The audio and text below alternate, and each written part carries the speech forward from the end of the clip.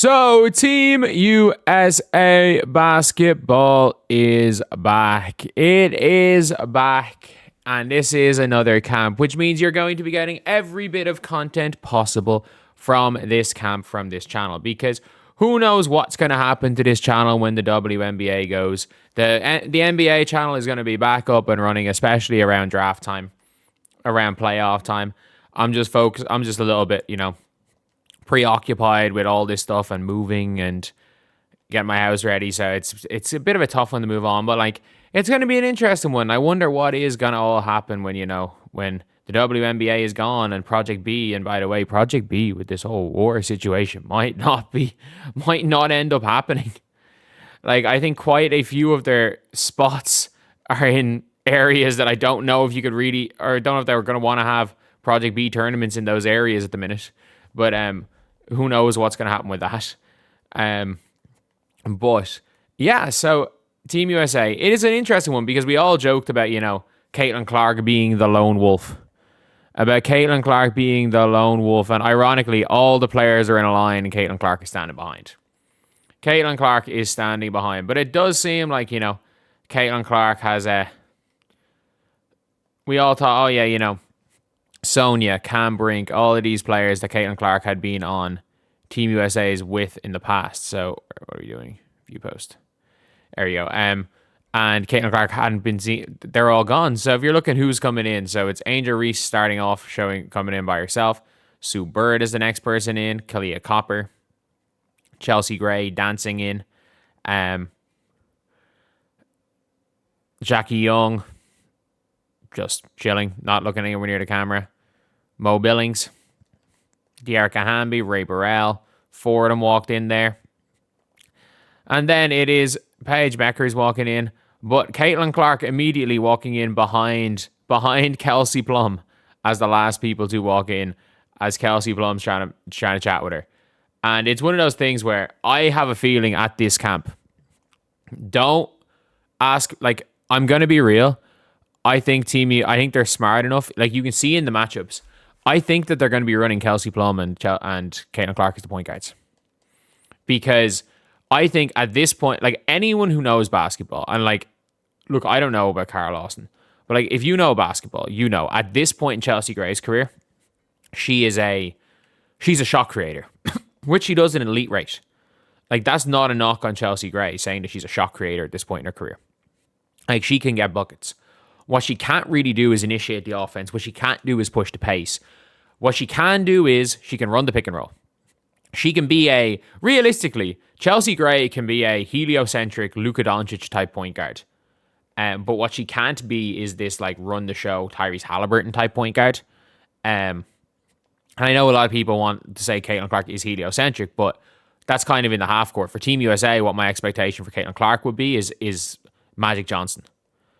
Running the floor, running the show, pass, getting everyone involved and making the team kind of tick. That's what I envision her role being. And I think if the Team USA want to be this slow it down team, then I don't even know. If they're trying to run a motion offense, and I'm I don't even know who you run, who you play where, to be honest. Because at the end of the day, there are certain you've got a lot of talent, you've got a lot of runners. That's the big thing Caitlin Clark brings. Paige Bueckers, I think, is going to be a utility player. By the sounds of even her interview, she's talking about, I want to be like the Devin Booker. I want to play anywhere. And by the way, Paige Bueckers can be the super. I've referred to Paige Bueckers as the super role player, and I've meant that when I've been saying it, it's been for the Dallas Wings as a negative thing, being look, Paige Bueckers does she want to be a star or does she want to be super role player? And I think there's times with the Dallas Wings where she needed to be the star but chose to defer. Whereas for Team USA, doing what she did at UConn, deferring to superstars and being an unbelievable piece in the system is exactly what's needed for Team USA. I think she's going to be one of these players she's going to be plug and play. She's going to go and play anywhere for Team USA. Whereas I think Caitlin's just going to be that player that runs the show. She's going to initiate the offense. And by the way, with the players Team USA have, if they want her to get the ball up in the half court and pass the ball and run to the fucking corner, cool. Genuinely cool. She's not the best, she's not, like if we're listing best half court scorers on Team USA, or half court scorers that are better than Caitlin Clark on Team USA, there is Kelsey Plum, who is a better half court scorer than her. When it's the full, like Kalia Copper is, who else is there? Like Chelsea Gray is, Jackie Young is, Paige Bueckers is.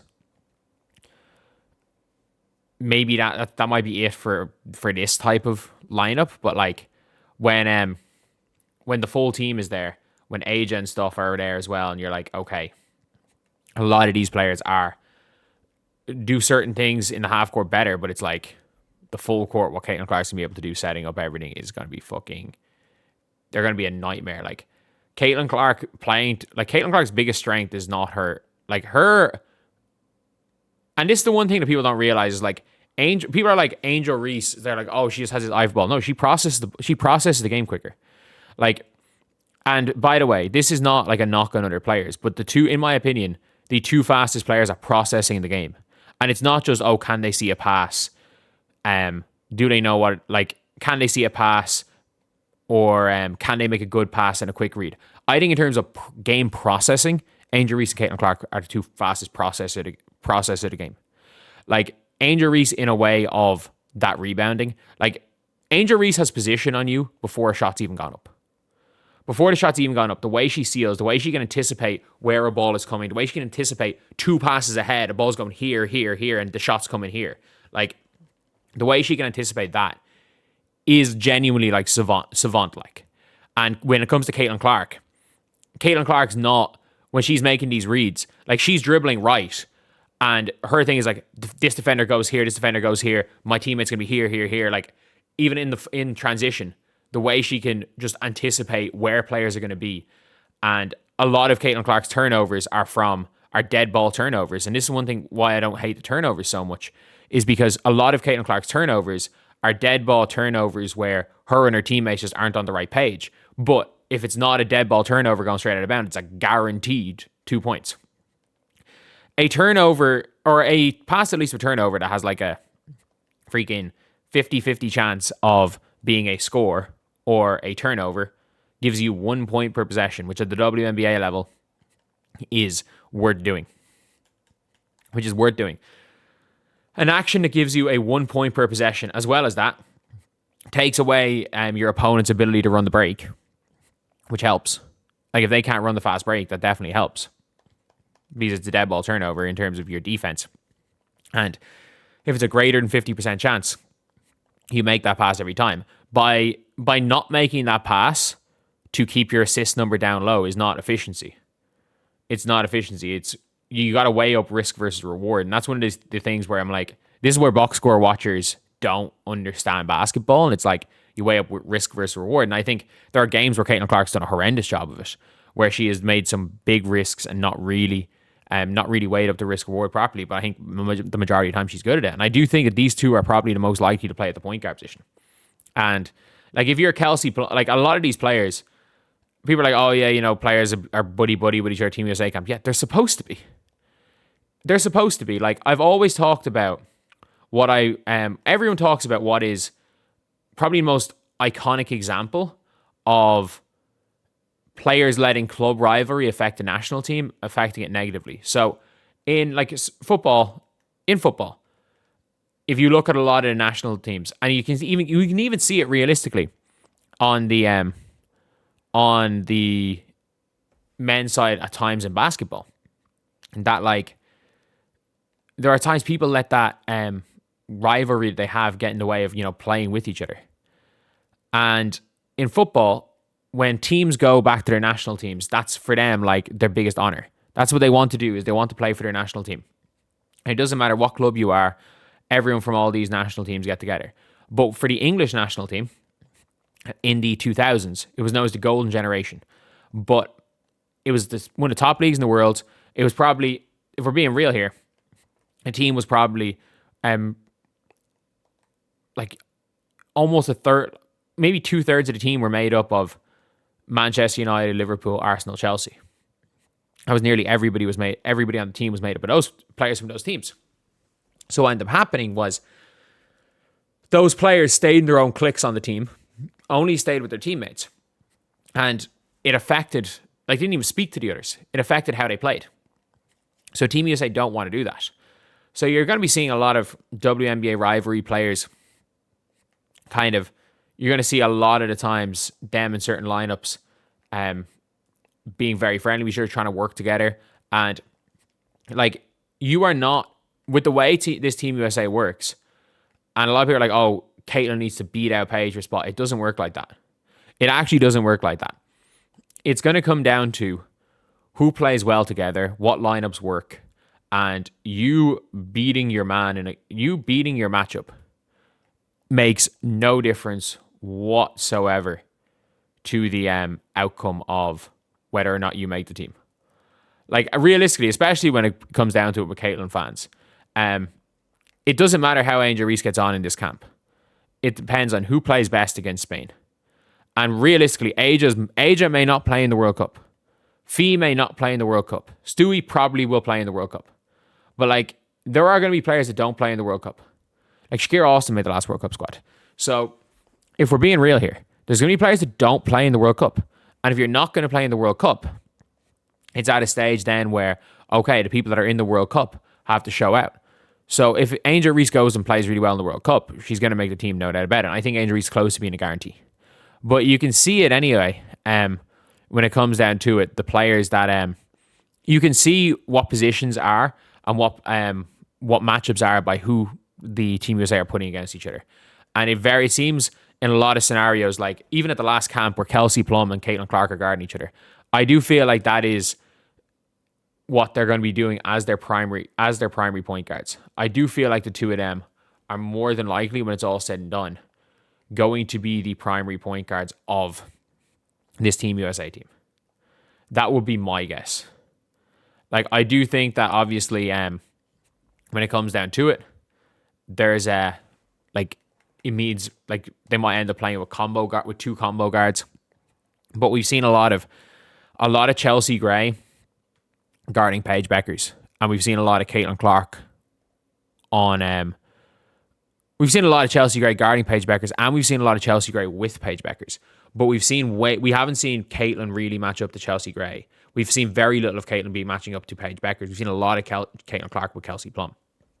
And let's be real, it's going to be matchup position for position, because Kelsey Plum is the most dangerous downhill player of all of these, which is going to be tough for Caitlin. But yeah, anyway, that is the video. It does appear this is it's funny, one of these funny things where it's like, you know, the in football where it's like the goalkeeper union, where it's like all the goalkeepers kind of stick together. You know, it's like we have the point guard union. But and some people are like, oh, you know, it's the crew that want to play basketball sticking together. And like Kalia Copper has been very evident, being like, I hope we sort something quick. I want to play basketball. Like, ironically, if there's going to be a coup of the PA, it'll be take over the PA. It'll be this camp right here, because I would say all the big names that really want to play basketball, no matter what, are at this camp right now. Even Angel was like, you know what, negotiation's hard. And Paige Bueckers herself is like, the league aren't even negotiating. They're not even trying to negotiate. So we all kind of, no matter, like, you can tell by the words people use who wants to play and who doesn't. And we've heard nothing from any of these players. We've heard nothing from any of these players that say that they're on the side of striking. Because it's very, very different being on the side of saying, we need to get the best deal possible, versus the side of we're willing to strike. Like, they're two very different things. Like, saying you're going to get the best deal possible, as in saying, okay, we're going to go as much as we possibly can, get the best deal. But the second our season's about to end, whatever that deadline is, whatever we can negotiate on that day, we'll accept. That's very different than being pro strike or saying accept it right now. But anyway, yeah, that's the video. See you guys.